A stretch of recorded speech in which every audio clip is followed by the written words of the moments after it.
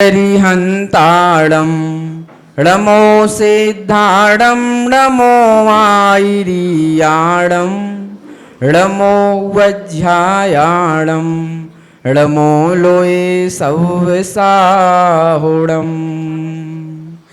S सुरासुरमनुसिन् वन्दितं धोदघायिकं ममलं पडमामि वड्ढमाणं तित्थं धम्मस्य कत्तारं हो सूर्य असुर इंद्र नरेंद्र वंदिते कर्म मल निर्मण करन ब्रस तीर्थ के कर तार श्रीवर्ध मान जिन सत सत नमन। बोलिए पूज्य पंच परमेष्ठी भगवान की जय। जोराहट नगर की समस्त कार्यकारिणी समिति एवं जो भी माननीय पदाधिकारीगण यहाँ पर विराजमान हैं, मैं आप लोगों से निवेदन करूंगा आएं और दीप प्रज्वलन यहाँ करें और इस सभा का शुभारंभ करें।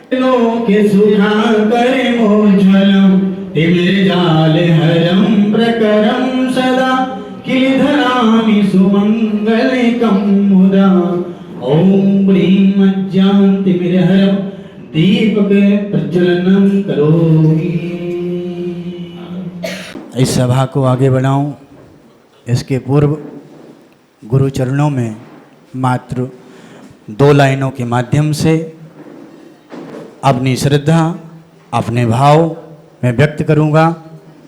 और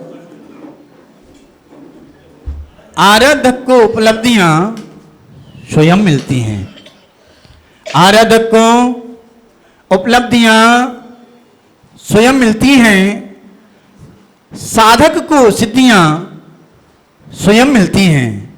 ना कभी कामना करता है, ना कभी कामना करता है, ना याचना, सागर से नदियां स्वयं आकर मिलती हैं, सागर से नदियां स्वयं आकर के मिलती हैं। ऐसे सागर हमारे बीच में विराजमान हैं और इनका परम सानिध्य हम सभी को मिल रहा है। ये हमारे जोराहट नगरवासियों का परम अहोभाग्य है। बहुत काल के पश्चात शायद दयासागर जी महाराज और प्रसन्न सागर जी महाराज के पश्चात पूज्य और कल्पवृक्ष नंदी महाराज के पश्चात ये चतुर्थ मुनिराज हैं जो इस जोराहट नगर में प्रवेश किए हैं। और कल पूजनीय माता जी ने हम लोगों को बताया था कि गणनी आर्यका रत्न 105 इंदुमती माता जी और सुपार्श्वमती माता जी का वास्तव में तहे दिल से हमको आभार मानना चाहिए कि यह नॉर्थ ईस्ट का भूमि दिगंबर मुनिराजों की बिहार के लिए खोल दिया, ऐसा माहौल यहां पर बना दिया। और इस सभा को आगे बढ़ाऊं इसके पूर्व मैं आज की विनयांजलि सभा में प्रथम जो अपने भावों को लेकर आएंगे वो इस कमेटी में भी एग्जीक्यूटिव मेंबर हैं और भाभी भी अभी कहा था और भाभी भी हमारे उपाध्यक्ष महोदय हैं, ऐसे श्रीमान हीरालाल जी बाकलीवाल साहिब और बहुत ही हंसमुख चेहरे के धनी ऐसे श्रीमान हीरालाल जी को मैं आमंत्रित करूंगा सकल जैन समाज का प्रतिनिधित्व करते हुए अपने भाव यहाँ पर रखें। परम पूज्य समाधिस्थ गणाचार्य श्री विराग सागर जी महाराज की जय। परम पूज्य पटाचार्य जय चर्या शिरोमणि आचार्य श्री विलसुत सागर जी महाराज की जय। मुनिश्री 108 अरिजीत सागर जी महाराज की जय। आरिका गरिमामती गंभीरमती माता जी की जय। समस्त आरिका संघ की जय। परम पूज्य आचार्य श्री विराग सागर जी महाराज जैन शासन में अपना बहुत बड़ा स्थान रखते थे। उन्होंने जिन शासन के लिए बहुत बड़ा कार्य किया है। प्रभावना के कार्य में जितना कहा जाए उतना कम है। उनके संघ के बहुत से आचार्य श्री विशुद्ध सागर जी, विमद सागर जी, विनश्चय सागर जी महाराज आदि 7 आचार्य पद को सुशोभित कर रहे हैं एवं 4 गणिनी पद को सुशोभित करने वाली आरिकाएँ भारतवर्ष में धर्म प्रभावना का कार्य कर रही है। वास्तविकता में आचार्य श्री का जाना हम सब के लिए अपूर्णीय क्षति है। आचार्य श्री के चरणों में अपनी भावांजलि समर्पित करते हुए अपनी वाणी को विराम देता हूँ और आचार्य श्री के चरणों में बारंबार नमोस्तु निवेदित करता हूँ। और इसी क्रम में मैं निवेदन करता हूँ महिला समाज से उपाध्यक्षा है ना श्रीमती अनीता जी पाटनी, आपसे निवेदन करता हूँ आप आएँ और अपनी भावांजलि व्यक्त करें। जय बोलिए आचार्य श्री विशुद्ध सागर जी महाराज की। जय बोलिए मुनि श्री 108 अरिजीत सागर जी महाराज की। जय बोलिए आर्यका 105 श्री गरिमामती माता जी की, गंभीरमती माता जी की, समस्त आर्य का संघ की। जैसा कि हम सभी जानते हैं, आज हम विराग सागर जी महाराज की भावांजलि सभा के लिए एकत्रित हुए हैं। संत वह है जिसकी सरलता में कोई अंत न हो, संत वह है जिसकी सरलता में कोई अंत न हो। बिल्कुल ऐसे ही हमारे गुरुवर श्री आचार्य विराग सागर जी महाराज, जिनसे प्रभावित होकर कई श्रावक श्राविकाओं ने शिष्यत्व ग्रहण कर लिया। आचार्य श्री के संपूर्ण जीवन में ऐसा प्रतीत होता है कि संयम व साधना के बल पर असंभव को भी संभव बनाया जा सकता है।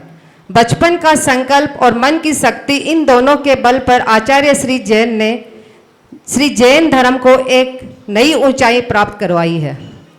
आचार्य श्री में एक जादुई आकर्षण था। यह आकर्षण है उनके त्याग का, साधना का, तप का, चर्या का और असाधारण ज्ञान का।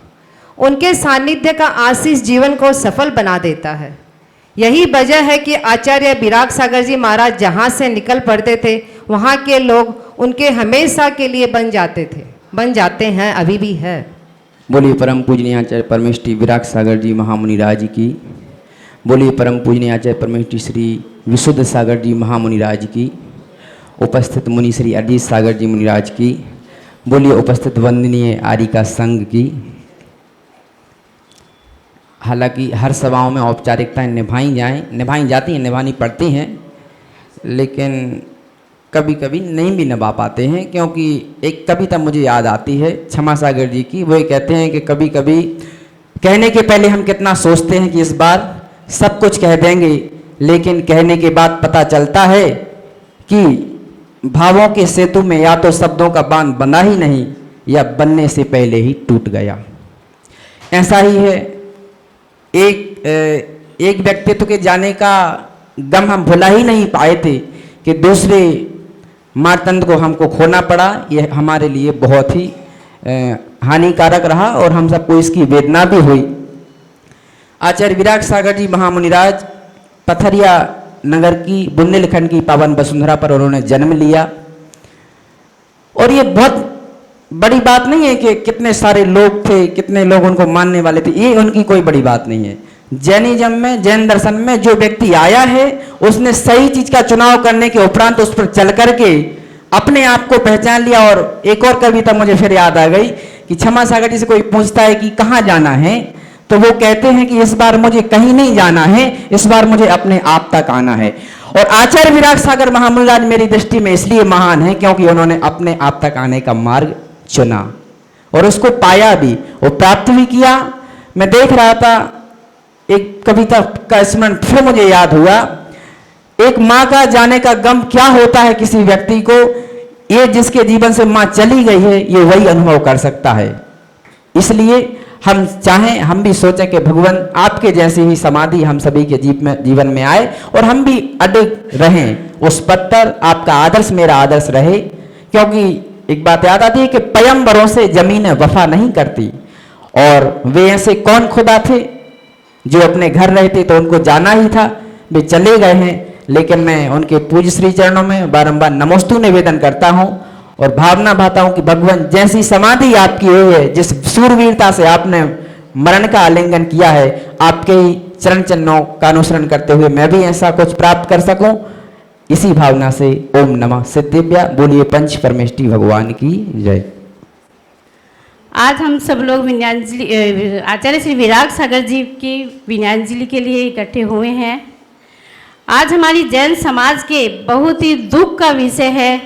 आज हमारे दिगंबर जैन परंपरा के एक सर्वोपरि सर्वमान्य आचार्य भगवान आचार्य विराग सागर जी गुरुदेव का समाधि पूर्वक मरण हुआ है। आज वो हमारे बीच छोड़कर चले गए हैं। आज हमें वो छोड़कर गुरुदेव हमें छोड़कर गए, लेकिन वो अपनी साधना का फल समाधि को प्राप्त करते हुए गए हैं। रात को 2-2:30 बजे जब उनको लगा कि वो स्वयं अपने बुद्धिपूर्वक अपने पाटे का मार्जन किया, पाटे में छींटे देकर उन पर छींटने के बाद उन पर खुद स्वयं उस स्थान पर स्वयं बुद्धिपूर्वक आपके संग और अपने देह का त्याग उन्होंने किया। ये बहुत बड़ी बात है कि इतनी तबीयत खराब होने के बाद किसी का सहारा लेके अपने खुद से वो उस पार्टी में बैठे और उन्होंने सभी को त्याग किया, बुद्धिपूर्वक संलेखना को प्राप्त किया। ऐसे भगवान जिन्होंने हजारों बार हमने सुना है और हजारों लोगों के मुख से सुना है कि इस युग के अगर वृद्धों की कोई समाधि करवाने वाले हैं तो वो है आचार्य विराग सागर जी महाराज। आचार्य विराग सागर जी महाराज के चरणों में मेरा नमोस्तु करती हूँ। इन्हीं भावों के साथ में मुझे आगे भी इस सभा को आगे ले जाना है और मुनिराज और गण्य आरिका माता जी का पूरा संघ हमारे बीच में विराजमान है। मैं परम पूज्या आरिका 105 विख्यात मती माता जी की श्री चरणार बिंदु में निवेदन करता हूँ। हे माता जी, अपने मंगल भावों की भावांजलि इस सभा के मध्य रखें।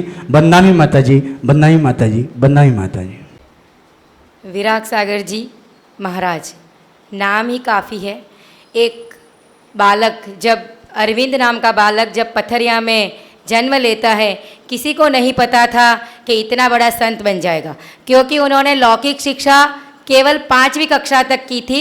उसके बाद 12 साल 5-7 साल वो शास्त्री जी बनने चले गए। उसके बाद उन्होंने 17 साल की छोटी उम्र में एक क्षुल्लक दीक्षा आचार्य सन्मति सागर जी से ले ली। तो ये सब आपको लगता है कि इजी है और हो जाता है, ऐसा होता नहीं है। ये बहुत अगले भवों का पुण्य संचित होता है, तब जाके इतनी छोटी उम्र में इतना दीक्षा लेने के भाव प्रज्वलित होते हैं। और उसके बाद भी क्षुल्लक बनने के बाद भी 3 साल की अवधि में उन्होंने मुनि दीक्षा धारण कर ली। आचार्य विमल सागर जी को तो पता ही होगा, क्योंकि वो निमित्त ज्ञानी थे कि इतने बड़े आचार्य बनने वाले हैं, इसलिए उनको आचार्य पद भी दे दिया होगा। और आचार्य विमल सागर जी महाराज की बातों को सही करने के लिए उन्होंने उस पद को इतना सुशोभित किया कि उन्होंने जन जन में अपना नाम कायम किया। चाहे गुजरात हो, चाहे मध्य प्रदेश हो, चाहे राजस्थान हो या भारत का कोई भी राज्य हो, सब 1 लाख किलोमीटर का उन्होंने विहार किया था। तो कितना बड़ा विहार कहलाता है। और ये हमारा बहुत दुर्भाग्य है जैन समाज का कि इतनी छोटी सी 60 साल की उम्र में उनकी इतनी अच्छी समाधि हो गई। ये चाहते तो अभी और 30 साल तक भारतवर्ष के जैन समाज को और भी बहुत कुछ दे सकते थे, लेकिन यह हमारा ही दुर्भाग्य था कि महाराज जी एक बहुत ही जल्दी और बहुत ही कह सके तो छोटी उम्र में हम सब से विदा लेके चले गए। पर महाराज ने अपने आचार्य और मुनि पद में भी इतना पुण्य संचय किया, उन्होंने इतनी समाधियां करवाई कि उनकी हार्ट अटैक आने के बावजूद भी इतनी उत्कृष्ट समाधि किसी संत की नहीं हो सकती। लेकिन उन्होंने जो पुण्य अर्जित किया था, वो पुण्य के प्रताप से ही उन्होंने हार्ट अटैक, दूसरा सीवियर हार्ट अटैक आने के बावजूद भी खुद अपने आप को संभाला, संघ को बुलाया, सबसे क्षमा याचना की 2:10 पे, और 2:30 पे उनका उत्कृष्ट समाधि मरण हुआ। तो हम भी वीर प्रभु से यही प्रार्थना करते हैं कि महाराज जी की आत्मा निश्चित रूप से ही अच्छे स्वर्ग में, बड़े ऊपर के स्वर्गों में होगी। वहाँ से चल करके मुनि बन के वो निश्चिंत ही स्वर्ग मोक्ष सुख को पाएंगे। और हमको भी यही आशीर्वाद प्रदान करे, उन्हीं के पथानुगामी बन करके हम भी मोक्ष पद को पाए। इन्हीं मंगल भावनाओं के साथ बोले परम पूज्य समाधिस्थ गणाचार्य विराग सागर जी महामुनि राज की नमोस्तु महाराज जी, नमोस्तु। वंदाई माता जी, वंदाई माता। बोल देवादेव गजाराशी आदिनाथ भगवान की, चारित्र चक्रवर्ती आचार्य श्री शांति सागर जी महाराज की, परम पूज्य आचार्य वर्धमान सागर जी महाराज की, परम पूज्य समाधिस्थ यम संलेखनाधारी गणाचार्य विराग सागर जी महाराज की, परम पूज्य मुनि अर्जित सागर जी महाराज की, परम पूज्य गण्यारिका प्रमुख सुपार्श्वती माता जी की, परम पूज्य आरिका गरिमामती माता जी की,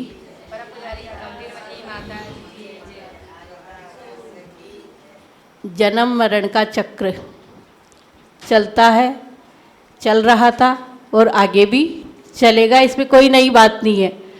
जो भी व्यक्ति इसमें जन्म लेगा वो मरेगा, निश्चित है। चाहे वो अच्छा मरण हो चाहे खराब मरण हो, पर मरेगा। जब तक मोक्ष पद को प्राप्त नहीं कर लेता तब तक ये क्रम अनवरत चलता रहेगा। लेकिन विशेष बात यह है कि व्यक्ति कैसा मरण करता है, उसको किस रूप में याद किया जाता है। जैन दर्शन, सभी दर्शनों में जैन दर्शन एक ऐसा विशेष दर्शन है, उसमें विशेषता है कि हर जगह मरण को मरण माना जाता है, दुख मनाया जाता है। लेकिन जैन दर्शन एक ऐसा दर्शन है जहाँ पर मृत्यु को भी महोत्सव का नाम दिया है और महोत्सव के रूप में उसको मनाया जाता है। जो संलेखना की बात चली है, तो संलेखना श्रावकों के लिए है। रतनकरण श्रावकाचार्य में अंतिम जो आया है परिच्छेद, उसमें श्रावकों के लिए बताया है कि कैसे कैसे किस किस क्रम से संलेखना करना चाहिए। दिगंबर साधु और आरिका माता जी जिस दिन से दीक्षा लेते हैं उस दिन से उनका संलेखना पूर्वक मरण ही, समाधि मरण ही उनका क्रम चालू है। क्यों? क्योंकि वो आहार करते हैं, आहार करने के बाद में तुरंत प्रत्याख्यान कर देते हैं। सभी चीज़ों का उनका त्याग है, बाहर जाने का त्याग है, सभी चीज़ों का तो त्याग है उनके। हमारे सुपार्श्वती माता जी बोलते थे कि साधुओं का एक तो सोते समय, एक अशुचि के समय और एक आहार करते समय मरण नहीं होना चाहिए। उसके अलावा कभी किसी समय उनको मरण हो तो उनका समाधि मरण ही कहलाता है। आचार्य विराग सागर जी महाराज जी के बारे में सब कुछ बोल चुके हैं, और भी बोलना बाकी, और समय की सीमा भी निश्चित है। तो आचार्य विराग सागर जी महाराज जी वात्सल्य के धनी थे, एकदम शांति स्वभाव। हमको भी कई बार उनका दर्शन करने का मौका मिला। जब हम दोनों ब्रह्मचारिणी में थे तो कुंभोज बाहुबली में वो अपने विशाल संघ के साथ में आए थे। हम दर्शन करने पहुंचे, उनकी महानता की बात बता रही हूँ, हमारी खुद की नहीं। तो हम उनके दर्शन करने ऊपर पहुंचे तो वो बाहुबली भगवान कुंभोज बाहुबली में वहाँ पे कमल बना हुआ उस पर विराजमान थे और उनका संघ नीचे विराजमान था। जैसे ही हम अंतिम सीढ़ी पार करके पहुंचे, हमने नमोस्तु किया, नहीं पूरा हुआ उससे पहले ही उन्होंने हम दोनों का परिचय पूरे संघ से करवाया कि ये सरिता बहन है और इनको बहुत करणानुयोग का अच्छा ज्ञान है। तो ऐसा है उनका वात्सल्य और एक ज्ञान के प्रति उनकी, क्या बोलेंगे, ज्ञान के प्रति उनकी लगन कि इतने बड़े आचार्य होते हुए भी एक ब्रह्मचारिणी दीदी का परिचय खुद अपने संघ से करवा रहे हैं। तो ये ऐसे महान आचार्य विराग सागर जी, और भी हमको कई बार उनके दर्शन करने का मौका मिला, हमेशा उनका वात्सल्य बहुत मिला। तो आचार्य विराग सागर जी महाराज जी ने इतनी अच्छी उत्कृष्ट समाधि की साधना की, और सब बता ही चुके इतने शिष्य। तो दुख तो होता है कि वो कम समय में चले गए, खाली मात्र 61 साल की उनकी आयु थी, इतनी कम उम्र में। पर कहते हैं कि उन्होंने इतनी कम उम्र में भी इतना नाम कमा लिया जो कोई व्यक्ति 100 साल में भी नहीं कमा सकता था। ऐसा कार्य उन्होंने किया। इतने युवाओं को दीक्षा तो और भी दे रहे, लेकिन उन्होंने वृद्ध को भी सहारा दिया। कोई भी वृद्ध हो, उनको लगे कि समाधि मरण करना है या दीक्षा लेना है, तो सबको उन्होंने स्वीकार किया और सबको दीक्षा देकर उन्होंने आगे मार्ग में लगाया और उनका कल्याण किया। जब हम जयपुर में भी मिले तो हमने देखा कि सुबह सुबह में वो आधा घंटे संघ के साथ बैठते थे और सबकी आराम से एक शिष्य की, सबकी प्रत्येक की समस्याएं सुनते थे और सबको मुस्कुरा के उनकी समस्या का समाधान भी करते और सबको इतना अच्छे से आशीर्वाद देते थे। इतने बड़े संघ का संचालन इतनी सहजता से, इतनी कुशलता से आचार्य विराग सागर जी करते थे। हमने भी खुद को उनको देखा है। तो ऐसे आचार्य विराग सागर जी के चरणों में बारंबार नमोस्तु करते हुए हम यही श्रद्धांजलि विनयांजलि अर्पित करते हैं। महाराज जी, आपने इस भाव में तो समाधि पूर्वक मरण किया ही है, उस समाधि मरण का फल आपने स्वर्ग पद को प्राप्त किया होगा, और हम यही भावना बातें हैं कि आप वहाँ से चय करके पुनः मुनि पद को धारण करके परंपरा से मुक्ति पद को प्राप्त करें। बोलो परम पूज्य आचार्य विराग सागर जी महाराज जी की जय। बोलो परम पूज्य आचार्य वर्धमान सागर जी महाराज की, आचार्य विराग सागर जी महाराज की, मुनि श्री अरिजीत सागर जी महाराज की, परम पूज्य गणनी प्रमुख आरिका सुपार्श्वती माता जी की।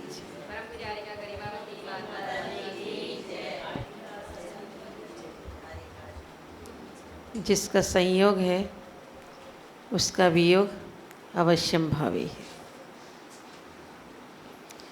जो आया है उसको जाना है। बस दुख इसी बात का है कि समय से पहले चले गए। जाना तो निश्चित ही था।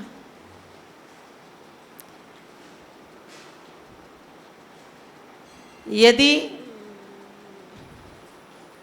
महाराज जी और साल रहते और लोगों का कल्याण करते, एकदम अचानक दीदी ने बताया कि विराग सागर जी की समाधि हो गई, तो एकदम मन में आघात सा लग गया कि ऐसा क्या हो गया। यहाँ पर वेद जी आए थे तो बोले थे विराग सागर जी की तबीयत ठीक नहीं है। भी ठीक नहीं होती तो ठीक हो जाएगी, पर जिसका काल आ जाता है उसको कोई रोकने वाला नहीं। बस आनंद इसलिए है कि आचार्य महाराज को पता लग गया। उन्होंने अपने अंतिम क्षणों में भी आजकल मोबाइल का साधन है, मोबाइल में ये कहा कि मेरा आचार्य जो भी पद है या मेरे संघ का जो भी कार्यभार है वो विशुद्ध सागर जी को देता हूँ। और वो जब बोल रहे हैं तब उनकी जो सावचेतता और सचेतता, और जब उनको ये पता लग गया कि अभी अगले क्षण मुझे मरना है, फिर भी इतना बोलने का साहस रखना, ये बहुत बड़ी बात होती है। और वो साहस आचार्य विराग सागर जी महाराज में था। और उन्होंने अपने को तो आज वट वृक्ष दिख रहा है, पर उन्होंने अपने जीवन में बहुत संघर्ष को प्राप्त करके, बहुत संघर्ष को प्राप्त करके ये विराट संघ बनाया था। और जब उसका फल खाने का नंबर आया तो वह इस संसार से विदा हो गए। कोई बात नहीं, जो मंजूर होता है वो ही होता है। पर आचार्य महाराज ने अपने जीवन में सब कुछ कर लिया, नाम भी पा लिया, निर्ग्रंथता को भी प्राप्त हो गए, और इस मनुष्य पर्याय में सबसे अंतिम जो क्षण है, जो समाधि पूर्वक मरण करना, यह भी उन्होंने कर लिया। इसलिए अंत में भी उन्होंने दिखा के गए कि कैसे जवानी में भी कैसे समाधि पूर्वक मरण किया जाता है।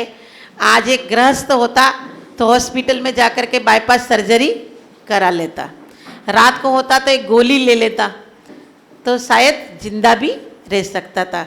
पर उन्होंने यह समाधि मरण को स्वीकार किया।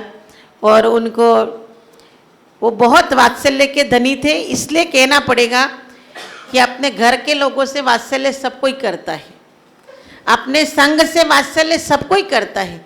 पर विराग सागर जी का एक ऐसा व्यक्तित्व था कि प्रत्येक व्यक्ति से वो वात्सल्य करते थे। हम लोग, ये माता जी बता रहे ना, हम लोग शांति नगर में गए थे, इसके पहले हम फागी में मिले महाराज जी से। तो हम रास्ते में विहार कर रहे थे, तो आचार्य महाराज का रात को 10 बजे समाचार आया कि कल का आहार अपन लोग साथ में करेंगे। तो हम रात को 10 बजे हमारे जो साथ में व्यक्ति था उसको बुलाया कि कपड़े तो सूख गए, हम लोग कपड़े आगे डिब्बे वगैरह के चलते नहीं है, तो उसको बुलाया कि भैया तुम सुबह 5 किलोमीटर पैदल ले जाओगे क्या कपड़े सोध के? तो बोले हाँ माता जी। तो हम सुबह 5 किलोमीटर पैदल चले, फिर आहार किया, और 16 किलोमीटर हम अपने जीवन में सबसे पहली बार, इसलिए विराग सागर जी याद रहेंगे हमको, हम कभी इतना लंबा 21 किलोमीटर पूरे दिन भर का कभी नहीं चले। हम फागी पहुँचे, महाराज जी के दर्शन किए, महाराज जी बहुत खुश हुए, और महाराज जी ने कहा कि हमारा ये 50वां क्या बोलते हैं रजत युग प्रतिक्रमण और ये महोत्सव था, तो आप हमारे महोत्सव में ज़रूर आइए कि हम आपके के ब्रांड की व्यवस्था कर देंगे। क्या बोले वो? के ब्रांड यानी हमारा कुआ और कोयला। बोले आपकी हम व्यवस्था कर देंगे और आप जरूर ये प्रवचन में आइएगा। तो महाराज जी ने, और फिर हम नहीं जा पाए किसी कारणवश, तो हम महाराज जी को जयपुर में शांति नगर दर्शन करने गए।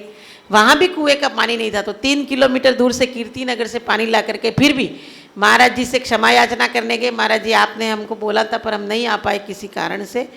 तो महाराज जी इतने अच्छे से, माता जी बता सुबह सब मुनि महाराज की सुनते थे, उनके पिताजी भी छुल्लक जी थे।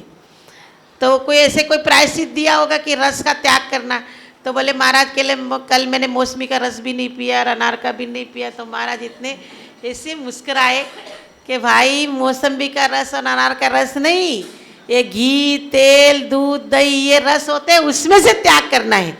मतलब इतनी सरलता से वो संघ को, बूढ़े जवानों को गाइड करना सरल बात है, पर बूढ़ों को गाइड करना कठिन बात है।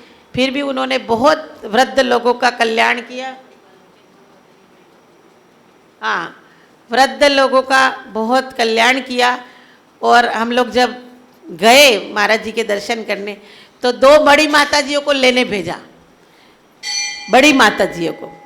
और जब हम आने लगे तो 2 बड़ी माताजियों को भेजा नीचे छोड़ने के लिए। फिर आचार्य महाराज ने ये विवेचना भी की कि यदि मैं आपसे छोटे लोगों को भेजता हूँ तो ये सब अव्यवस्था फैलेगी। आप 2 बड़ी छोड़ने जा रही है तो आप समझ लेना कि पूरा संघ आपको लेने आया और पूरा संघ आपको छोड़ने गया। तो ये होती है बुद्धिमत्ता और होती व्यवहारिकता। और बहुत व्यवहार कुशल थे महाराज।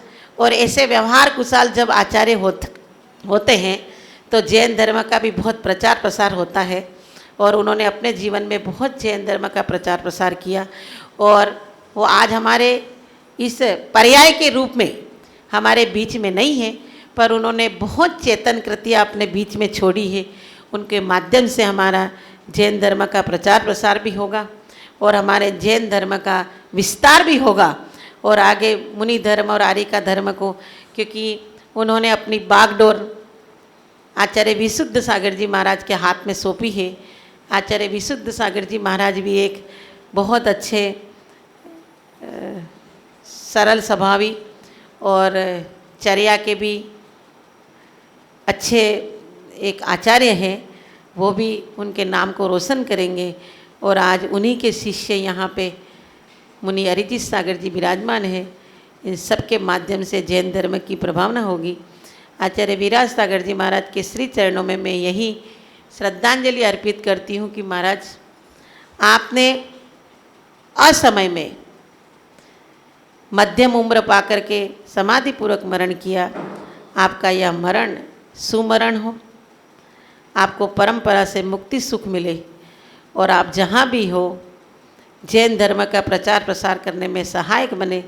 इसी मंगल भावना के साथ आचार्य विराग सागर जी महाराज की अजीत सागर जी रूप में हमारे मध्य विराजमान हैं। और उन्हीं के दादा गुरु आचार्य श्री गणाचार्य आचार्य श्री विराग सागर जी महाराज का के श्री चरणारविंदों में अपनी भावांजलि और अपनी विनयांजलि समर्पित करें। हे मुनिराज, आपके श्री चरणारविंदों में सकल जैन समाज की ओर से नमोस्तु नमोस्तु नमोस्तु महाराज श्री।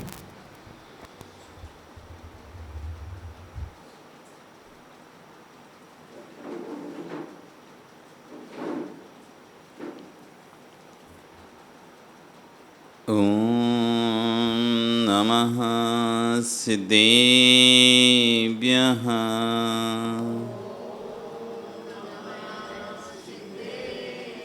ॐ नमः सिद्धेभ्यः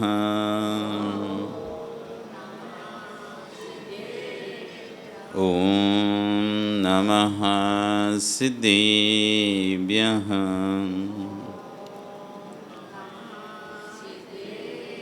तिर्यणि खग्गिणाय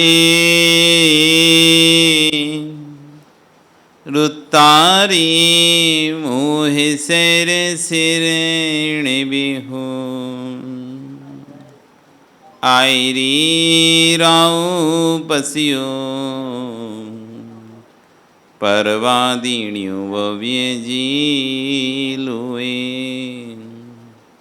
नमो अरिहंताणं नमो सिद्धाणं नमो आयर्याणं नमो वज्रायणं नमो लोये सव्यसाहुणं। बोले अनंत अनंत से परमेष्ठी भगवानी की, आदिरम आदिनाथ भगवानी की, वर्तमान शासनिक महावीर भगवानी की, आचार्य श्री गणाचार्य समाधिस्थ आचार्य विराग सागर जी महाराज जी की, आचार्य गुरु श्री अक्षर विश्व सागर जी महाराज जी की, अहिंसा में विश्व धर्म की।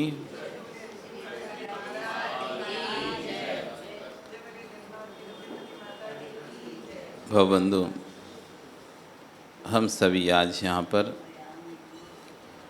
आचार्य भगवान विराग सागर जी महाराज के समाधिस्थ होने के बाद विनयाञ्जलि सभा में एकत्रित हुए। आचार्य श्री विराग सागर जी महाराज का समाधि हुआ। सुबह 4 बजे जब उठे तब हमको पता चला, तब भी नहीं पता चला, हमको 5-6 बजे पता चला, क्योंकि बताने वाला कोई था नहीं कि हो गया।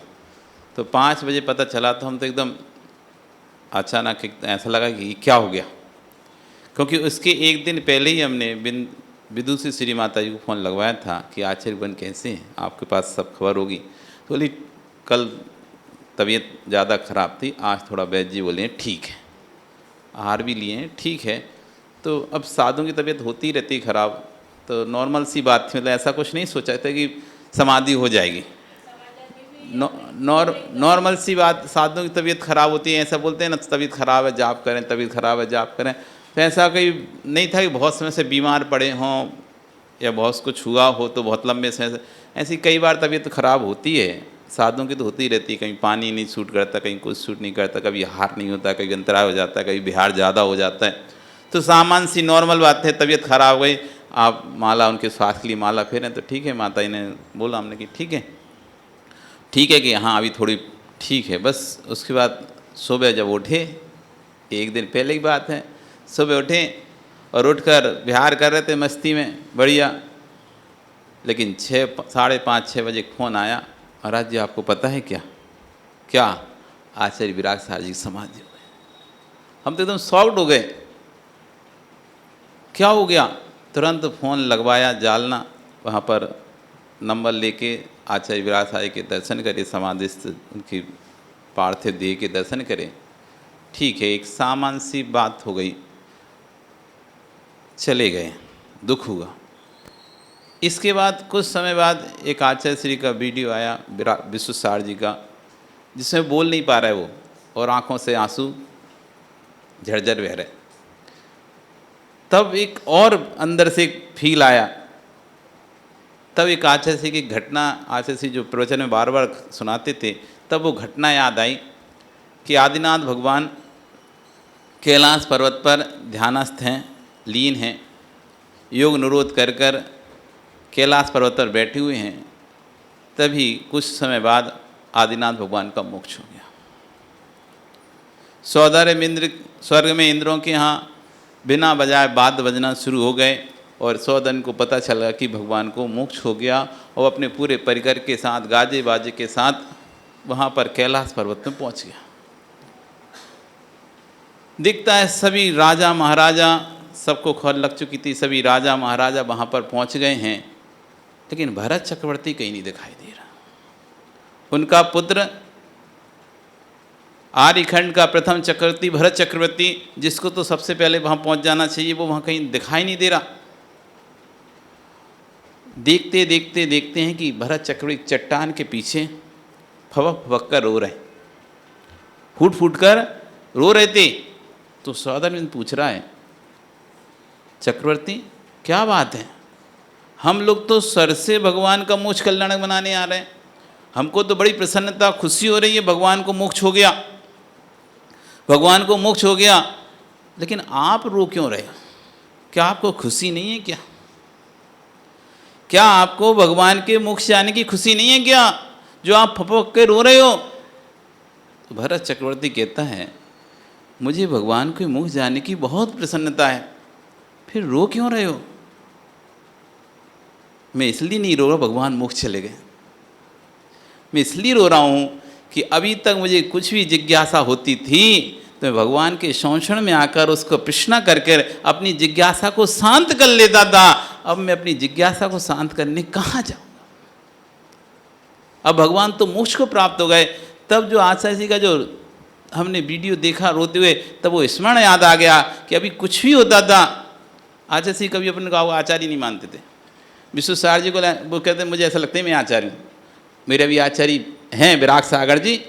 तो जैसे पिता जब किसी घर में पिता जीवित रहता है और पिता जब घर का संचालन करता है तो बेटे की संतान भी हो जाए ना, तो उस बेटे को ऐसा नहीं लगता मैं पिता हूँ, उसको हमेशा ऐसे लगता है मैं तो बेटा हूँ। अभी जिस घर में दादा हैं, घर का संचालन कर रहे हैं दादा, तो बेटे की शादी हो गई, बेटे के बच्चे हो गए, लेकिन तब भी उसको फील नहीं आता मैं पिता हूँ। उसको क्या फील आता है? जब भी अपने पिता को सामने दिखता तो क्या फील आता है? मैं तो भी बेटा हूँ, मैं तो भी बच्चा हूँ, मेरा पिता है। तो जब जब आचार्य विराग साई के सामने आचार्य भगवान जाते तो लगते नहीं थे आचार्य हैं, ऐसे बैठ जाते थे बिल्कुल। हम कभी पहली बार तो हम आचार्य जी के दर्शन 2011 में किए, उसके पहले हम आचार्य विराग साई जी के दर्शन नहीं किए हों तो याद नहीं है। लेकिन संघ में जब 2009 में गए तब से नाम सुना और दर्शन एक बार बीच में गए। फिर 2011 में उनके आचार्य उनके पास रहने को मिला हमको।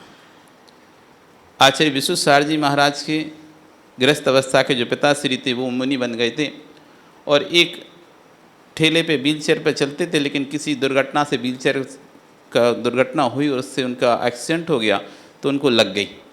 अब संघ में कोई ब्रह्मचारी था नहीं और हमारे केस लॉन्च होने थे झांसी में, प्रथम ब्रह्मचारी अवस्था में प्रथम केस लॉन्च से दीक्षा होनी थी, उसके 6 महीने बाद फिर दीक्षाएँ थी।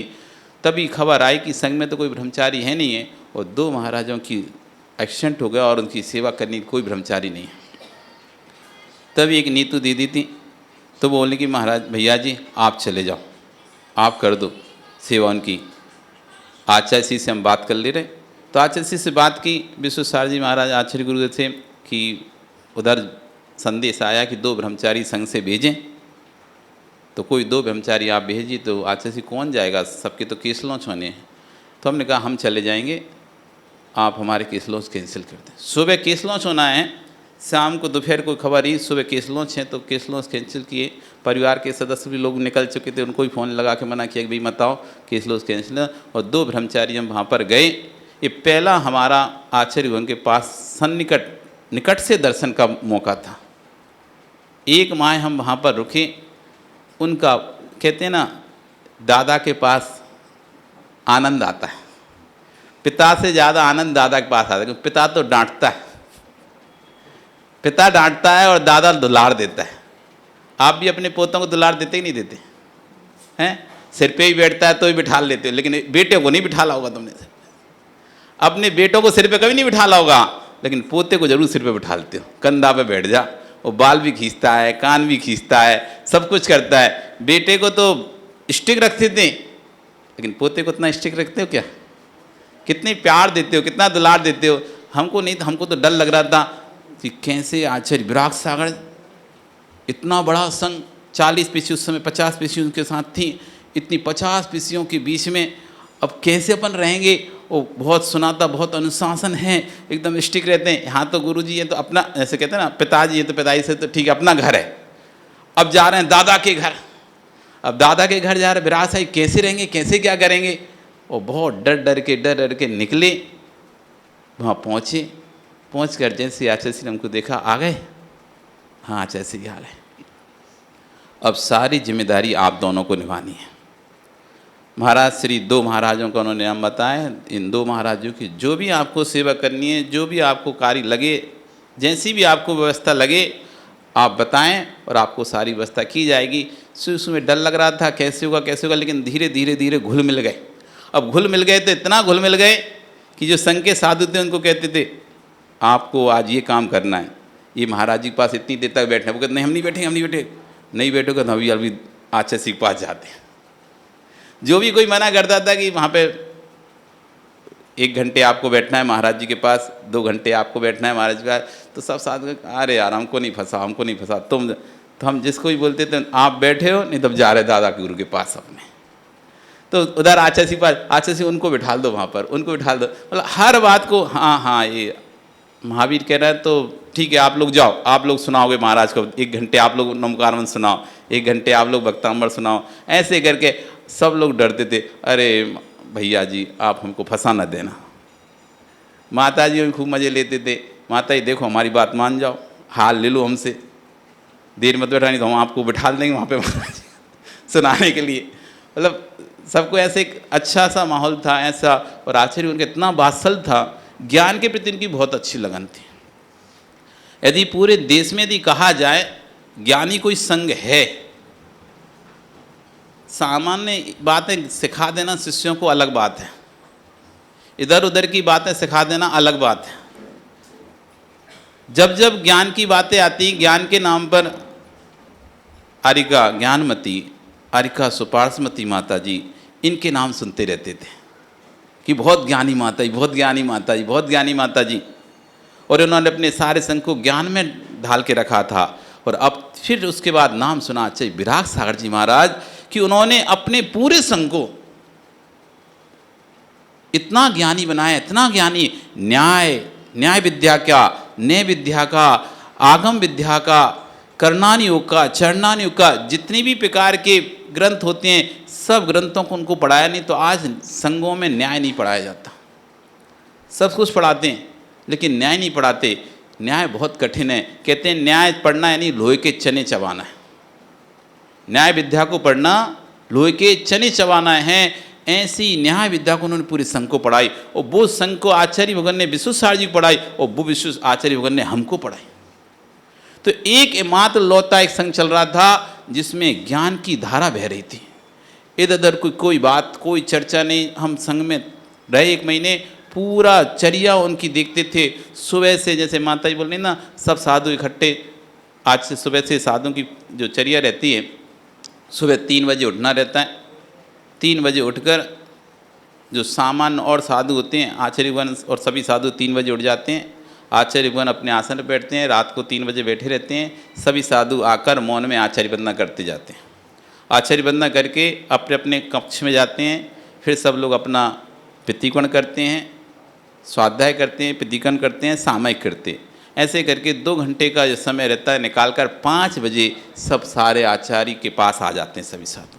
वहाँ पर भक्तियाँ होती हैं, सुप्रभात स्तोत्र होता है, महावीराष्टक स्तोत्र होता है, भक्तियाँ होती हैं। उसके यहाँ तक तो अच्छा ठीक है शाम। अब इसके बाद आता है मज़ा। आचार्य वंदना सबके प्रायश्चित होते हैं, कोई कुछ गलती का, कोई कुछ गलती का, कोई कुछ गलती का। तो आचार्य भगवान खूब अच्छे अच्छे मज़े लेते हैं उनका। एक बार आचार्य भगवान प्रसंग सुना रहे थे कि एक महाराज जी बोले, आचार्य जी सोच गए थे तो रास्ते में सोच करके आ गए, उसका प्रायश्चित दे दो। तो आचार्य भगवान बोले, रास्ते में कैसे करी तुमने? क्या तुमको समझ नहीं आ रहा था कि रास्ते में कैसे करी? कि रास्ते में कैसे करी? आपको पता नहीं था कि ये रास्ता है? नहीं, पता तो था रास्ता है, फिर भी कर ली। क्यों? कि मन हो गया कहीं। ऐसे मतलब साधु अपने अपनी मन की बातें, दिल की बातें उस समय, मतलब जब प्रायश्चित का काल होता है ना, उस समय खूब मज़े आते हैं। बिल्कुल बालकवत होकर सारा संघ, सारा समूह बालकवत होकर अपने गुरु से अपनी याचनाएं करता है, अपनी गलतियों की प्रायश्चित की याचनाएं करते हैं। आचार्य भगवान भी उस समय उनकी अच्छे से पूरे मन ध्यान से सुनती है। वैसे कोई कहता है हमने आज हरी पर पैर रखा हो गया, कोई कहता है हमसे आज कच्चे पानी पर पैर रखा हो गया, कोई कहता है हमने ऐसा किया, कोई कहता है हमने वैसा किया, कोई कहता है कि हमने आज पितृकरण नहीं कर पाया, कोई कहता है सामय नहीं कर पाए। तो क्यों, क्या करते रहे तुम? सामय नहीं करे, सो रहे थे। ऐसे करके सब अपने अपने बालकवत कि सो रहे थे। एक कहता आज भोजन बहुत अच्छा लग रहा था, कल भोजन बहुत, किसी के लिए पेट खराब हो गया आज अच्छे से हमारा, तो कल क्या खाया? तो कहते ये खाया, और खा लो कचौड़ी, और खा लो समोसा, अब होगा पेट खराब।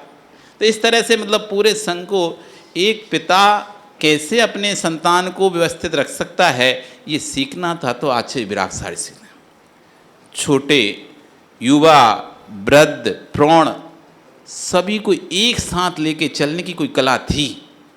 आचार्य श्री तो अपने आप को असमर्थ समझते हैं, देते नहीं बूढ़ों को, कहते मैं तो ले नहीं सकता, बूढ़ों को साथ में ले नहीं जा सकता, चला ही नहीं सकता, दीक्षा दे भी देते हैं तो तुरंत इधर उधर उपसंगों में कर देते हैं, नहीं है कला। लेकिन आचार्य विराग साहब के पास कला थी।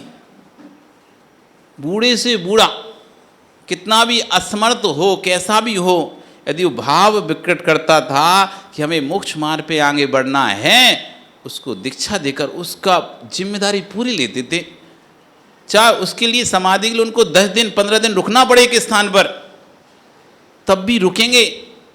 वो पूरे वृद्ध सबको लेकर चलना, सबका ध्यान रखना, किसी को किसी प्रकार की कोई कठिनाई संकट पीड़ा नहीं होती थी। सुबह से बैठ जाते थे, 1 घंटा बस इसी का था, बताओ तुम्हें कोई समस्या है, खड़े हो, तुम्हें कुछ है तो बताओ, तुम्हें कोई तो मुझे बाम चाहिए, कोई कहता मुझे हमें ये चाहिए, हमको ये ख़त्म हो गया, हमको तेल चाहिए, तो सब हाँ भैया इनको तेल ला के दो, एक महाराज इनको बाम देना, इनको मतलब पूरे संघ को, इनका सिर दर्द कर रहा है ब्रह्मचारी महाराज जी आप इनका आज सिर दर्द, आज इनके हार नहीं हुए, इनके हार कराओगे, ऐसे करके पूरे संघ का मैनेज करके रखते थे। वो 1 माह हम रहे, वो 1 माह एक अलग ही अनुभूति थी। उसके बाद फिर दीक्षा हो गई। दीक्षा के बाद पहली बार फिर यति सम्मेलन हुआ। पूरे भारत में यति सम्मेलन बंद हो चुके थे। आचार्य अरहत बली स्वामी के बाद फिर कोई यति सम्मेलन जैसा प्रोग्राम हुआ ही नहीं। आचार्य विराग साहब ने प्रारंभ किया यति सम्मेलन, जिसमें उन्होंने संपूर्ण संघ को बुलाया और हम नए नए साधु, और वहाँ तो इतने सब पुरानी आरिकाएँ, पुराने साधु, सब कोई सब था। देखने में आनंद आता था। 500 450 पिछी वहाँ पर इकट्ठे हुए, आरिकाएँ, माता जी, छुल्लक छुल्लिकाएँ, मुइराज, सारे जितने भी जिन्होंने आज 7 आचार्य बनाए वो सभी मुनि थे उस समय, सब मुनि रूप में वहाँ पर इकट्ठे हुए। सबको वहाँ पर आचार्य पद मिला, माता जो गणनी पद मिला। इस सब पल के साक्षी उनके पूरे संघ की जो व्यवस्था देखी, एकदम सुंदर व्यवस्थाएं थी। बहुत अच्छी तरह से वहाँ पर उन्होंने पूरे इस यति सम्मेलन का संचालन किया और हमको तो विशेष आशीर्वाद था, क्योंकि हम 1 महीना रह के आ चुके थे। तो जैसे हम पहुँचे, वो कहाँ है महावीर, क्या नाम रख दिया उसका, अरजित सागर नाम रखा है, इधर आओ इधर आओ। तो जैसे दादा अपने पोतों को, मतलब क्या ना, मूल से ज़्यादा ब्याज प्यारा होता है, लोगों को मूल से ज़्यादा ब्याज प्यारा होता है। जब हम सब लोग बैठते तो कहते थे भैया मुझे तो इतने सारे साधु देख कर बड़ी खुशी हो रही है, विशुद्ध सागर तुमने तो बढ़िया उपवन अपना सजा लिया। उस समय 20 साधु थे, आचार्य श्री दीक्षित 20 साधु थे उस समय जब पहुँचे थे। तुमने तो बढ़िया अपना उपवन बना लिया। और भी उनके और आचार्य और भी मुनिराज अपने अपने शिष्यों के साथ आए थे। तो सबको कोई भी होती थी शिकायत करना, बोल दिए किसी को अपने गुरुजी की शिकायत करनी तो मेरे पास आ जाओ, मतलब अपने पिता की शिकायत करनी तो दादा के पास जाओ। तो आपको अपने गुरु से कोई प्रॉब्लम हो, किसी से कोई समस्या हो तो मेरे पास आओ, मैं उसका समाधान करूँगा। तो कोई भी समस्या कुछ सब अपने अपने अलग अलग समय दिया जाता था।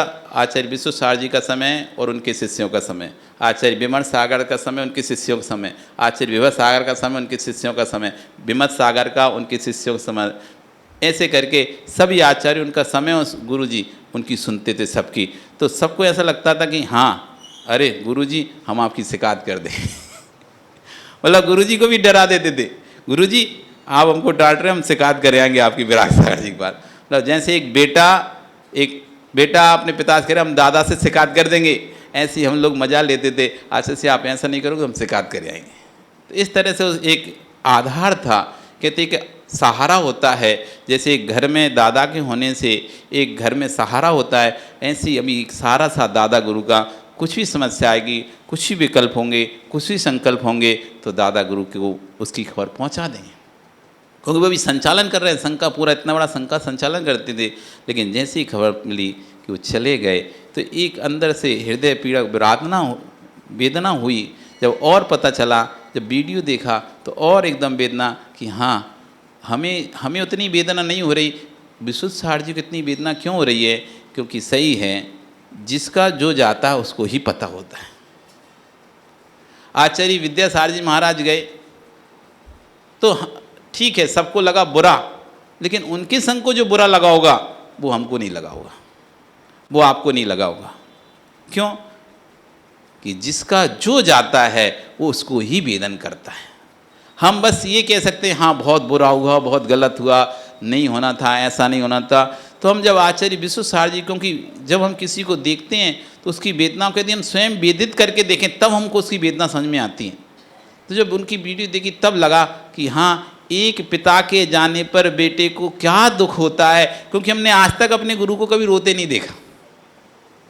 कुछ भी हो जाए, कितनी भी पीड़ा, दर्द, संकट कुछ भी रहा, कभी रोते नहीं देखा। कितनी बड़ी बड़ी समाधियाँ या किसी प्रवचन करते समय कोई भी कुछ हो, कभी आंखों से एक आंसू भी नहीं देखा था।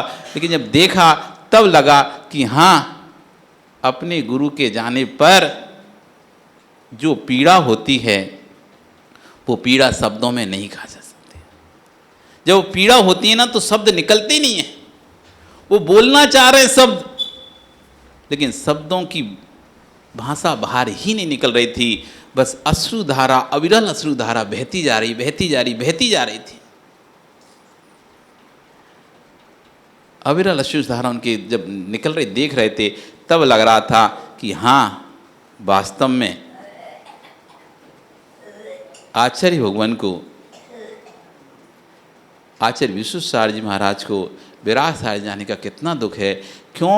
कारण अभी कुछ भी विकल्प होते थे।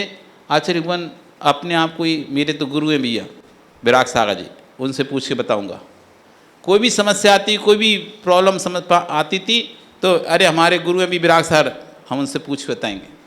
हम कई बार बोलते हैं आचार्य से, आप भी तो आचार्य हैं और आपको क्या पूछने की जरूरत है, मैं आचार्य तुम्हारा हूं।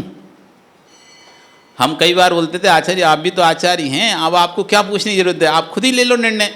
तो बोलते आचार्य मैं तुम्हारा हूं पर शिष्य आचार्य विराग सागर का हूं। जब तक मेरे पिता हैं, मेरे आचार्य हैं, तब तक मैं बेटा ही हूं, तब तक मैं शिष्य ही हूं, गुरु नहीं हूं। गुरु तो तुम्हारे लिए। और जब संघ में जाते थे आचार्य श्री के पास तो बोलते थे आज से ये संघ आपका आचार्य श्री, ऐसे ये पूरा संघ आचार्य श्री आपको सौंपा, अब ये मेरा। और हम कोई बोल देते हैं आज से प्रायश्चित, जितने दिन तक आप आचार्य विराग सागर के पास रहेंगे, प्रायश्चित कुछ भी जो होगा आप आचार्य विराग सागर महाराज से लेंगे, मुझसे नहीं लेंगे। अब ये संघ मेरा नहीं है, अब ये संघ अब आप विराग सागर जी का है। तो मतलब एक बेटे की एक शिष्य की इतनी लघुता, इतना बड़ा संघ लेंगे चलने के बाद भी, जैसे अपने गुरु के पास जाते थे और कहते थे कि ये लो आपका पूरा संघ, और उस गुरु की महानता, वो कहता है तुमने संघ सौंप दिया, अब लो मैं तुम्हें वापस सौंपता।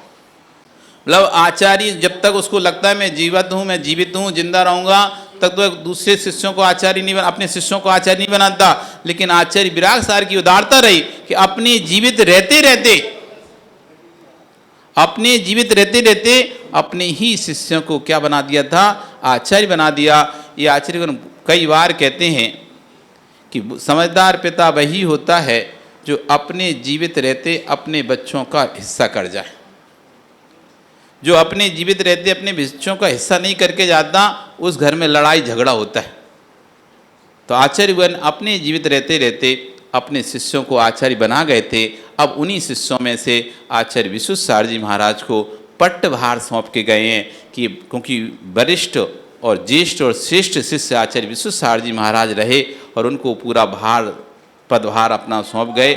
हम आचार्य विश्व विराग सागर जी महाराज जो कि समाधिस्थ हो गए, उनके चरणों में बारंबार त्रय भक्तिपूर्ण नमोस्तु करते हैं। हे भगवान, आपने जैसे समाधि की सजगता के साथ, जागरूकता के साथ, वैसी हमारी भी समाधि हो, इस मंगल भावना के साथ बोली भगवान महावीर स्वामी की, आचार्य विराग सागर जी महाराज की, आचार्य विश्व सागर जी महाराज जी की।